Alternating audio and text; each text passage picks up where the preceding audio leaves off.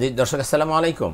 ওয়ালাইকুম আসসালাম। আমি সার্জন মোহাম্মদ আতাউর রহমান বলছি রংপুর মিঠাপুকুর থেকে। জি আতাউর রহমান ভাই, আপনার প্রশ্ন।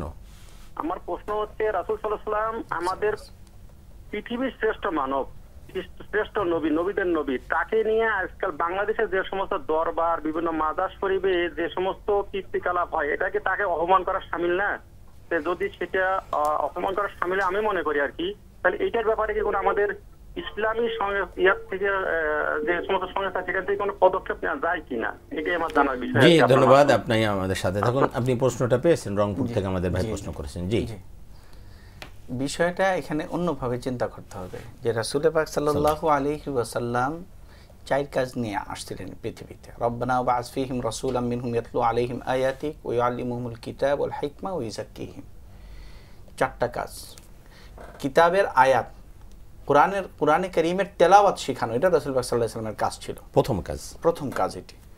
সুতরাং তেলাওয়াত আমি অর্থ বুঝে করি আর না বুঝে করি, উভয়টার মধ্যেই সওয়াব আছে। রাসূল পাক সাল্লাল্লাহু আলাইহি ওয়াসাল্লাম বলছেন, লা আকুলু আলিফ লাম মিম হারফুন বাল আলিফুন হারফুন লামুন হারফুন ওয়া মিমুন হারফুন।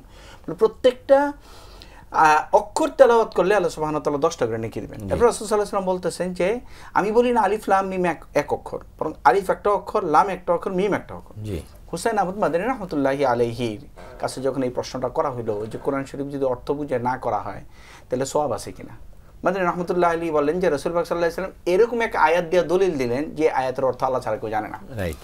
সুতরাং বোঝা যায় না বুঝে করলেও সওয়াব আছে। তো এটা হলো 1 নাম্বার কাজ। 2 নাম্বার কাজ হচ্ছে আল্লাহ সুবহানাহু ওয়া তাআলা ওয়া আলিমুল কিতাব, কোরআনে কারীমের অর্থ এবং তাফসীর অর্থাৎ হাদিস শিক্ষা দিবেন, ওয়াল হিকমা ফিকহ শিক্ষা দিবেন, ওয়া ইউযাক্কিহিম এবং তাজকিয়া পরিশুদ্ধিকরণ, নিজের অন্তরকে হাসাদ, হিংসা, মানুষকে ছোট করা ইত্যাদি থেকে রাসূল পাক সাল্লাল্লাহু আলাইহি ওয়াসাল্লাম সাহাবায়ে কেরামকে উত্তরণ করেছেন। এটা আপনি যেভাবে বলছেন এটা আবার কোন জায়গায় একটু অন্যভাবে আছে যে হুয়াল্লাযী বাআসা ফিল উম্মিয়িনা রাসূলাম মিনহুম ইয়াতলু আলাইহিম আয়াতিহি ওয়া ইউযাক্কিহিম। 2 নম্বরে তাজকিয়া, পবিত্রতার বিষয়টা 2 নম্বরে এসেছে। তো অনেক একাধিক আয়াতে। তো এর মূল কাজ ছিল রাসূল পাক সাল্লাল্লাহু আলাইহি ওয়াসাল্লামের কাজ, এবং এটার প্রক্রিয়া ছিল রাসূল পাক সাল্লাল্লাহু আলাইহি ওয়াসাল্লামের দাওয়াত। রাইট। এখন আমাদের মূল কাজ হচ্ছে ভাই এখানে দাওয়াত পৌঁছাইতে হবে, ডোর টু ডোর, প্রত্যেকটা দ্বারে দ্বারে, দৌড়ে দৌড়ে মানুষের কাছে দাওয়াত পৌঁছাইতে হবে। কেউ একটা অন্যায় কাজ করলো, এই জন্য নিজের হাতে আইন তুলে নেওয়া যাবে না।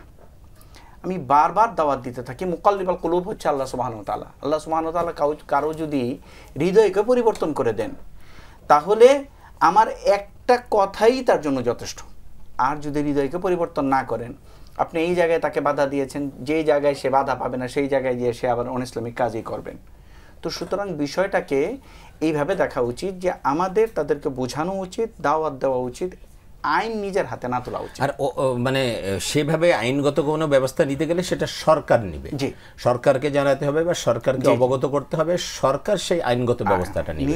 নিজের হাতে এভাবে করাটা এটা আসলে ইসলামের দৃষ্টিতে অন্যায়।